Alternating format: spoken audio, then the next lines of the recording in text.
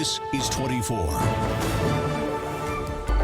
तो बहुत जीना मुश्किल हो जाएगा रानीपुर के अंदर लोगों का। उसमें कुछ पैसों की भी डिमांड की गई जिसमें उन्होंने महिलाएं असहजता महसूस करती थी। मऊ रानीपुर में जो वीडियो वायरल हुआ था, तभी से नगर में कुछ न कुछ देखने को और सुनने को मिल रहा है। आज फिर व्यापारियों ने रानीपुर का बाजार बंद करवाया और मऊ रानीपुर क्षेत्र अधिकारी को सीओ साहब को ज्ञापन देकर निष्पक्ष जांच करने के लिए व्यापारियों ने कहा। एक दिन पहले उत्तर प्रदेश कांग्रेस कमेटी ने पीड़ित को न्याय दिलाने के लिए पीड़ित के परिवार से मिले थे, तो आज भाजपा के पदाधिकारी ने पूर्व मंडल सुधीर जैन व 3 लोगों पर जो मुकदमा लिखे गए उनके परिवार से मिलकर निष्पक्ष जांच न्याय दिलाने के लिए कहा गया। नगर में व्यापारियों में काफी रोष देखने को मिल रहा है। विगत दिवस जो हमारे व्यापार मंडल के नगर अध्यक्ष सुधीर जैन भाजा, जो यहाँ के प्रतिष्ठित व्यापारी हैं नगर के, उनके खिलाफ द्वेषवश राजनीति के अंतर्गत उनके खिलाफ जो झूठा मुकदमा लिखाया गया है, उसके खिलाफ हम लोग इकट्ठे हुए हैं और शासन और प्रशासन को अवगत कराना चाहते हैं कि किसी के सत्य की जांच कर न्याय, व्यापारियों को न्याय मिले, किसी के खिलाफ उत्पीड़न ना हो। देखिए, जो ये कल मुकदमा लिखा गया है वो घटना लगभग 8 माह पुरानी थी। उसमें सभी प्रकार से उनकी माँ से भी उन लोगों की बात हो गई थी। उन्होंने कहा था कि गलती की तो उसके साथ ये हुआ, कोई दिक्कत नहीं थी। लेकिन कुछ लोग जो राजनीतिक तौर पर यहाँ रानीपुर में मौजूद हैं और वो कहीं ना कहीं सक्सेस नहीं हो पा रहे हैं, तो उन्होंने एक फेसबुक आईडी बना करके इसको एक जातिवादी रूप देने का पूरा काम किया और उसकी माँ को बगला करके, और ये पीड़ित ने प्रार्थना पत्र नहीं दिया, उनकी माँ ने प्रार्थना पत्र दिया, उसके अनुरूप उस पर मुकदमा लिखा गया है।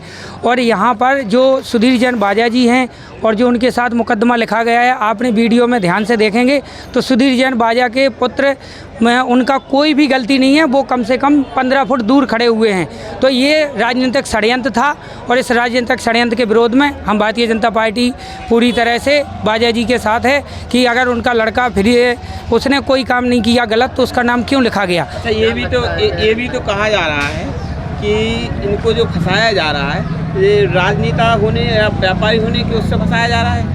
जी बिल्कुल, उनसे पहले ये 4-5 दिन पहले से ये मुकदमा, ये जो वीडियो चल रहा था, इनसे इनमें बैठ करके कई लोगों के माध्यम से इनसे बातचीत हो रही थी और उसमें कुछ पैसों की भी डिमांड की गई जिसमें उन्होंने असहजता दिखाई कि हम पैसे नहीं दे पाएंगे, तो ये तदुपरांत मुकदमा लिखा गया है। तो चर्चा में ये भी है कि जो पीड़ित है वो कह रहे हैं हमको धमकाया जा रहा है।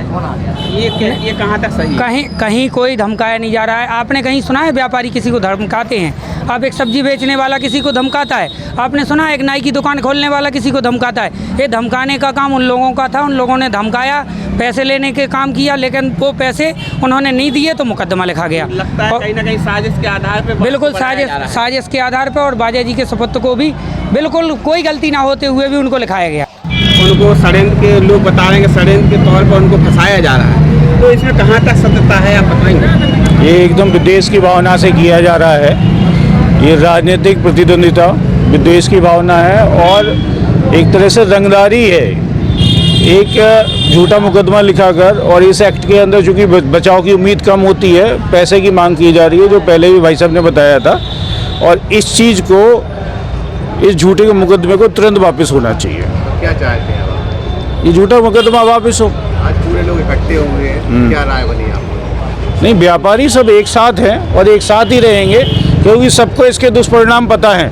अगर ये चालू हो गया तो बहुत जीना मुश्किल हो जाएगा रानीपुर के अंदर लोगों का। आपने लगाया कि इसको रंगदारी के रूप में देखा जा रहा है कि हमको ये लगता है कि रंगदारी मांगी जा रही है। हाँ। या आपसे कहा गया, तो इसका आगे कोई आपके पास प्रूफ या वो है क्या? नहीं, वो आपको जानकारी किस आधार पे मांगी गई है? यही हम प्रार्थना करते हैं प्रशासन से कि इसकी जांच कराई जाए। हम सारे तथ्य उनके सामने पेश करेंगे। बाजार बंद किया गया, इसे सांकेतिक था या कुछ आगे जाएगा? देखिए, मेरा जन्म रानीपुर में हुआ है और मेरी उम्र 45 साल है। मैं यहाँ बुनकरों की बस्ती में 45 साल से, और चूँकि ये बस्ती एक मतलब जानी जाती है रानीपुर टेरीकाट के नाम से। यहाँ पे हम लोग व्यापारी और बुनकरों में विशेष स्नेह रहा है और हमेशा यहाँ का रानीपुर का जो व्यापार है वो बुनकरों के से ही सहयोग से आगे बढ़ा है। और जो हमारा बानिया वर्ग और व्यापारी वर्ग है उनकी बहुत घनिष्ठ मित्रता रही है। और जितनी बार भी यहाँ चेयरमैन चुने गए हैं उसमें से अधिकांश हमारे मतलब बुनकर समाज से ही यहाँ चेयरमैन प्रतिनिधि चुने गए हैं और हम सब लोग उनका साथ देते हैं। लेकिन कुछ राजनीतिज्ञ लोगों ने इस मुद्दे को जातीय मुद्दा बना दिया है और अपनी राजनीति चमकाना चाहते हैं, क्योंकि वो अपनी राजनीति में सफल नहीं हो पा रहे हैं किसी भी प्रकार से। इसलिए वो ये चाहते हैं कि जात पात में भेदभाव करके किसी तरह हम रानीपुर पे राज्य करें। लेकिन मुझे पूर्ण योगी जी की सरकार पे विश्वास है,